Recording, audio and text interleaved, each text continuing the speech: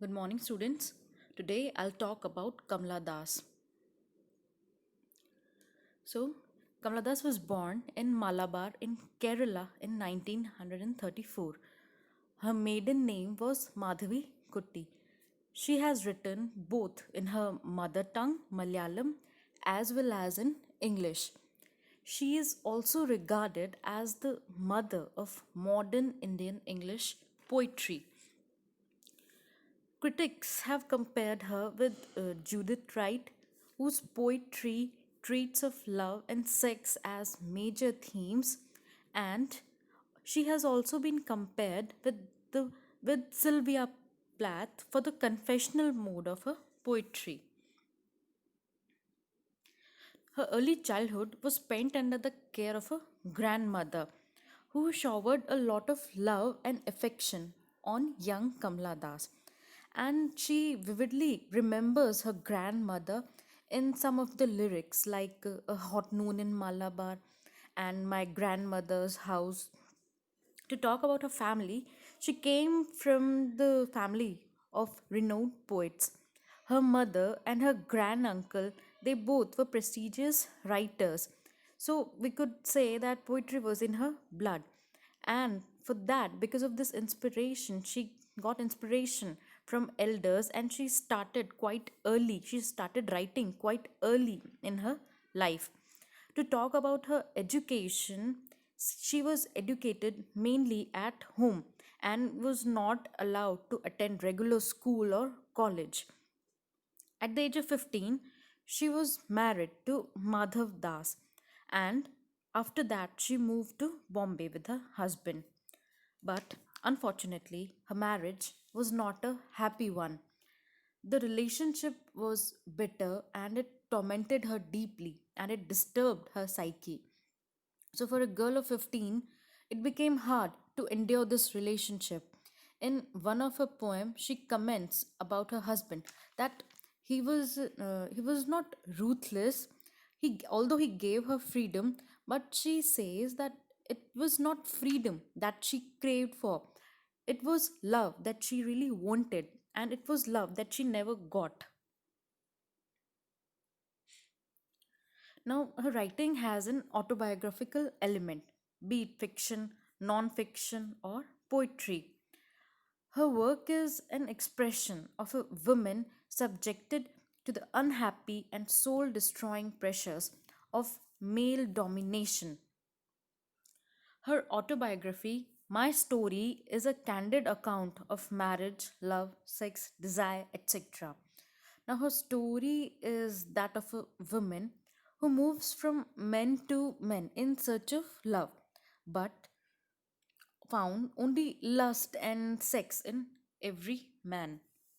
So, while reading her poems, one may get the notion of obscenity, but a closer reading proves that this is not a cheap exercise. She is simply every woman who seeks love, for she is the beloved and the betrayed. Now, she expresses her endless female hungers through her poems. In her poem, The Sunshine Cat, now she expresses her desire to find true love, but she failed to experience it. So, the lack of fulfillment in love leads to pain, leads to frustration, and her loneliness. Now, her confessional tone expresses her own predicament, which becomes symbolic of human predicament and suffering. In one of a typical poem, the male desire actually it is quickly apprehended, and she says, these men who call me beautiful, not seeing me with eyes but with hands. So these lines clearly express the male psyche, or she has expressed what was experienced with her, what she experienced. She has written it through these lines and she has expressed it. If we talk about her poetic output, it consisted of three volumes of poetry: Summer in Calcutta, The Descendants, and The Old Playhouse, and other poems. She has also written essays, she has written a novel, Alphabets of Lust, and she has also contributed to literary journals. First of all, I want to talk about her poetry collection. So, Summer in Calcutta is the first anthology and it contains only 50 poems. And in this collection, she has presented a harsh world.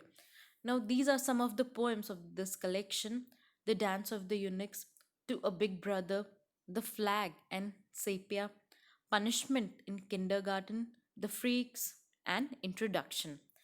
An introduction is the best poem of this collection, which explores identity of a woman in terms of her language, her nature, her marriage, and afterwards. The Descendants was published in 1967 and it contains 29 poems and they are all are about love.